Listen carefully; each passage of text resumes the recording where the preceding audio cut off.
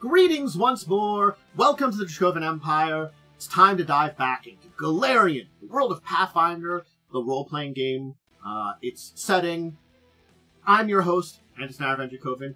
I'm here to lead you to a new place to visit. Well, technically new. I've visited the land of Linnorm Kings before. Now I'm visiting one of those kingdoms, Icemark. So grab my hand, grab your great sword, your spellbook, some daggers, a holy symbol, maybe some potions, a few spell scrolls. We're diving in to Icemark. And when we talk about Icemark, we really have to focus on mostly its leader, Nankou, and of course the people that live there, the Varki. Now I will specifically do a video on the Varki and their culture, and it is related to here, kind of like the Ulfin and the Kelids and the various regions here in the north part of it, in the Crown of the World region, all kind of relate directly to these kingdoms and regions. It's kind of like, these are places that deeply link, the Saga lands deeply linked to the culture of the people. I'll talk about the culture. So what sources do I want to look at to learn about Icemark? Well, of course, Linnorm Kings' book is a really great place to look for these kind of things. Turns out a book specifically about the entire region really helps. Of course, then the World Guide from 1st edition. And from 2nd edition, we talk about the Inner Sea World Guide. And the World Guide from 2nd edition. And Legends, because really talking about Icemark is talking about Nankou to a good degree. Nankou defines Icemark. He defines his people. What do I mean? Well, let's dive into learning about Icemark, some basics about it, and effectively the ruler of Icemark, its closest thing to an actual government, Nankou. It is the northwestern region of the land of Linnorm Kings. It's home to the Varki. They're a human ethnicity that is said to be descended from Parisians who traveled north and intermarried with Tianian exiles who traveled over the crown of the world. These two groups together formed a new culture. A new bloodline. They are fishers, hunters, trappers, herders of reindeer. They follow the herds wherever they go. Doesn't matter if they travel into other of the Linnorm kingdoms, the Irisin, into the realm of the Mammoth Lords. Where the reindeer go, the Varki follow. It's important. Erastil, ancestor worship are big religions here. Giant Skull, very important languages. And they do have a capital, Seer's Home. The only permanent settlement. We'll talk about it. But let's talk about the Linnorm King of Icemark, Nankou, a Varki Ranger, who's the only Linnorm King not of Ulfin descent. The only non-Ulfin to claim the mantle of Linnorm King. That's very important. Let's talk about his history, just to introduce us to why he's the Linnorm King, briefly here. His tribe, save for his mother, his pregnant mother, was slaughtered by tigers. His mother, Ninook, survived and gave birth to him, collapsing near Seer's Home. The elders took in Ninook, but she was quiet, withdrawn, she was broken from this entire ordeal. Ninook grew up rich under the elders of Varki, the Varki elders who live in Seer's Home, learning the lore, tending to his mother. On his 17th birthday, he found a mewing, blind, newborn black bear, cuddling its mother's half-eaten corpse. He adopted the cub and named it Takomo. Takomo has been his animal companion and lifelong companion since then. In Seer's Home, he had a relationship with Samo. You want to know who Samo is? She is one of the Iconics. Yes, she was introduced recently this year, the Iconic Animist.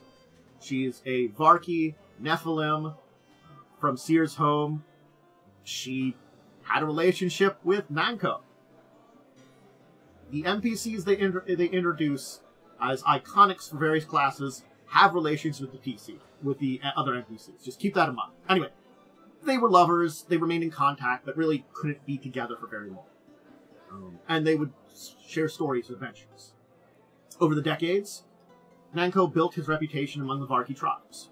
He was born of a dead tribe, raised by elders. He was a living bit of a legend, a folk hero, if you will.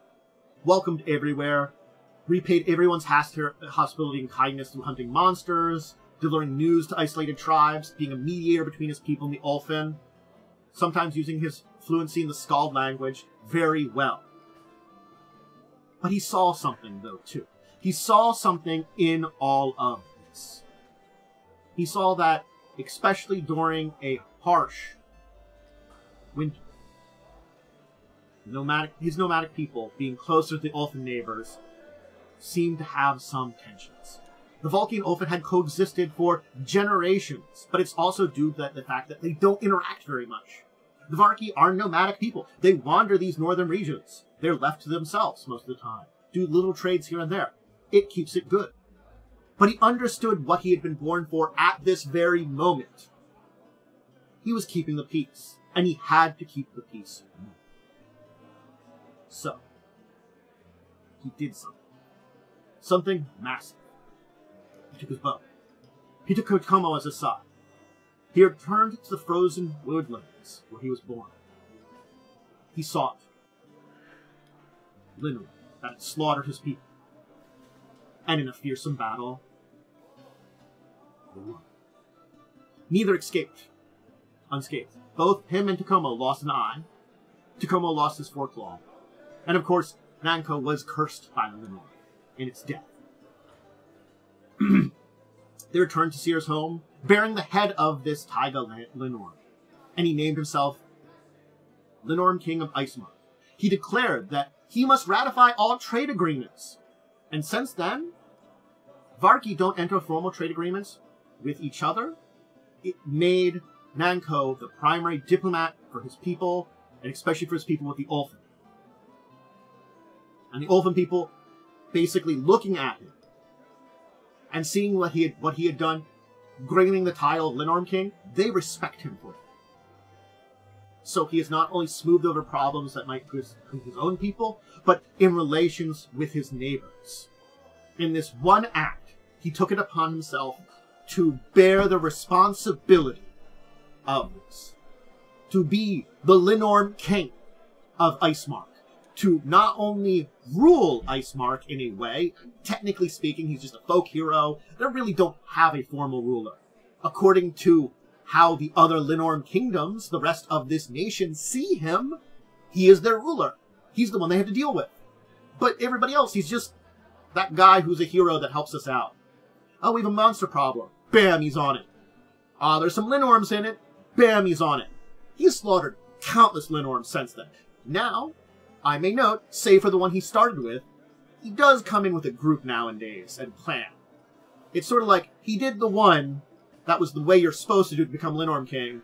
Now, when it comes to hunting Linnorms and killing them, he's just a lot more efficient at it. Especially the curse and, losing an eye and grabbing a group of adventurers or heroes, or any time that someone suggests that they're going to go do it, he's going to show up. Take his head. That's the kind of man he is now. He keeps things safe. He is on the front lines, patrolling his lands, making sure good relations with his various neighbors. He meets with diplomats from the other kingdoms here in the land of the Linnorm Kings. He maintains friendly relationships with them as best he can. And he's improving his relationships with the Ulfin and Varki constantly, or trying to. The most pressing threat he has is the raiders from Broken Bay, because King Ingmorndr basically encourages plundering. And so, Icemark is a nice target for him. But that is what solidifies this place. This place here really doesn't have a cultural identity other than the Varki identity. It is Varki. That's the thing to keep in mind. It is their land and their people. But as a kingdom in amongst the Linnorm Kings, it was always under the territory of the Ulfin. But kind of on its own, separate. Just the nomads that lived there. This has solidified them as part of the land of the Linnorm Kings.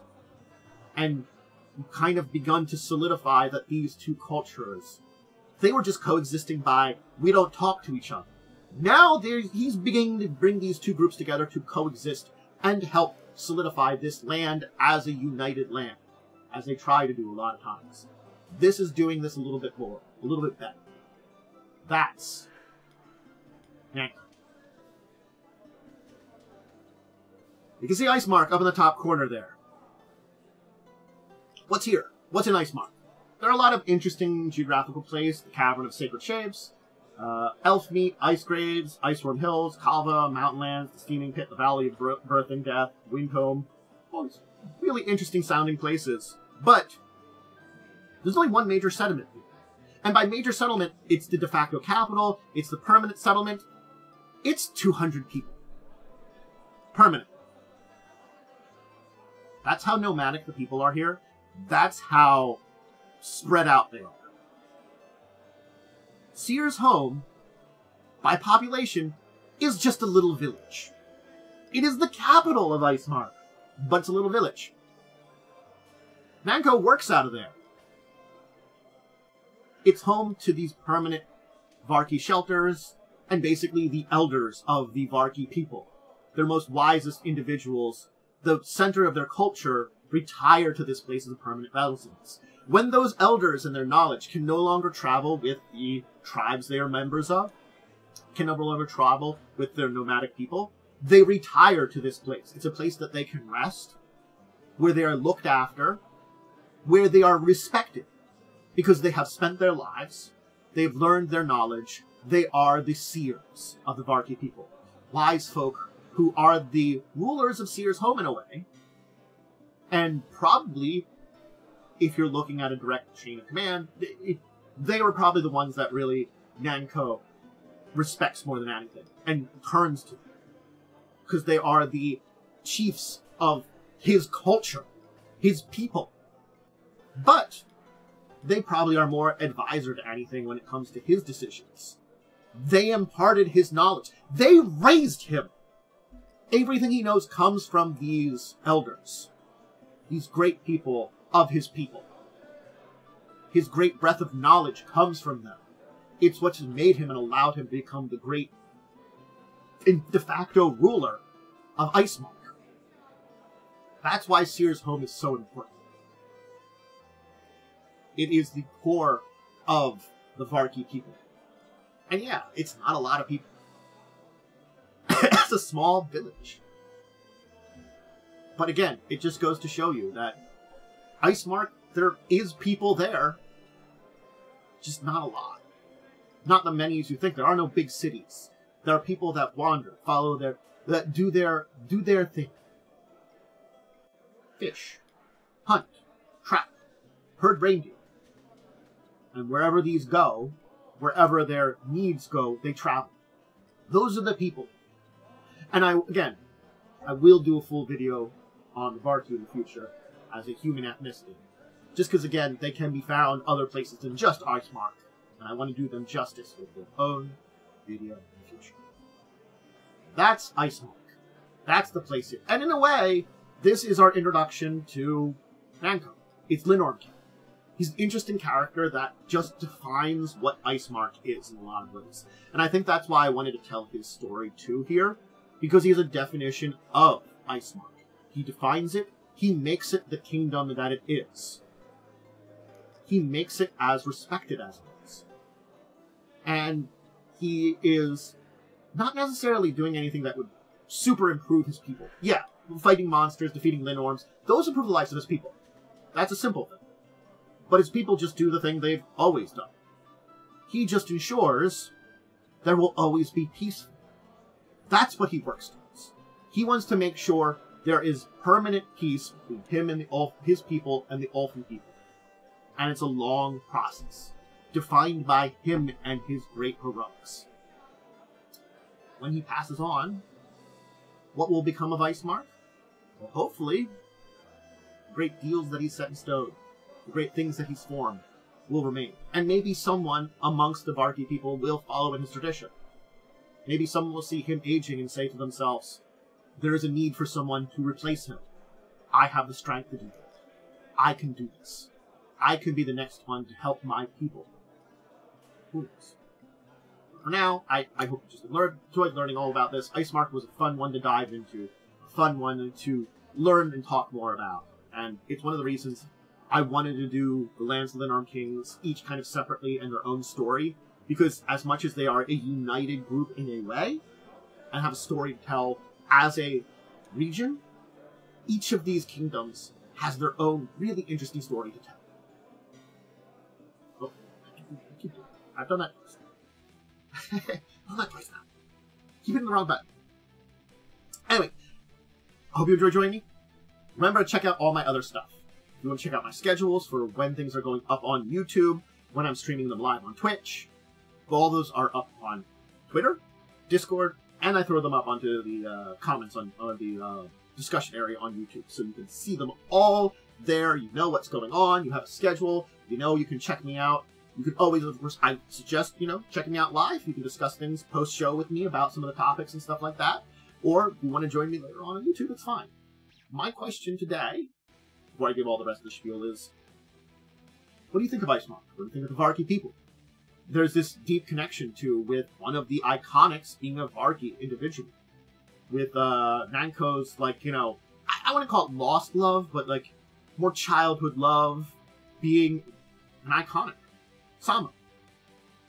The two of them probably are a lot separated now, haven't as much chance to set up, and certainly, maybe, have a little tryst when they come back together. But they're in different places. It's an interesting story between the two. A little bit star-crossed love between great people. I love stories like that. Remember to do the various things like follow, like, subscribe, ring the bell, and all that kind of jazz, just to support wherever you are. I have social media, Discord, Twitter/X, all down in the description. Anyway, I'm going to leave you here. We're going to definitely dive back into some more lands in Linnorm Kings, dive back into new areas of Golarion, learn about new important people and places and things and all that kind of stuff. But until the next time, until we dive into this, I bid all of you out there a deep and wonderful farewell to you all.